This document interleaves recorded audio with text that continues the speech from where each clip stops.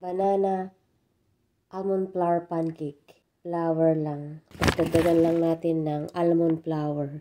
Tingnan natin kung mag-work yung almond at saka flour. Isang banana, teaspoon na baking powder, isang egg. So, first time natin gumawa nito Parang ano lang, eme-eme. Naisip ko lang kasi gutom ako. 1 tablespoon ng butter. 1 tablespoon ng sugar dito. Dry mix. Natin yung ating milk. Tansya lang, okay?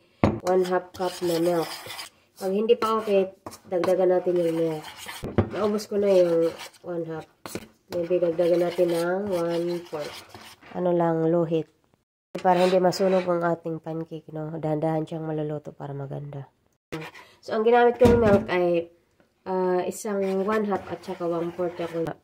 Yan na siya. Yun yung pang consistency niya. Mainit na. Yan. Kasi ano na siya. Ayan. Yan na yung pancake natin. Ay! Nag-work naman siya. Pancake talaga na, oh. Ang pagkakaiba nito kasi masarap talaga yung almond flour. Ayan. Diba perfect? Sentensyahan na natin. Lagyan natin ng maple syrup. Masarap to. Natin kung anong lasa. Wow. The best to. Every bite you take.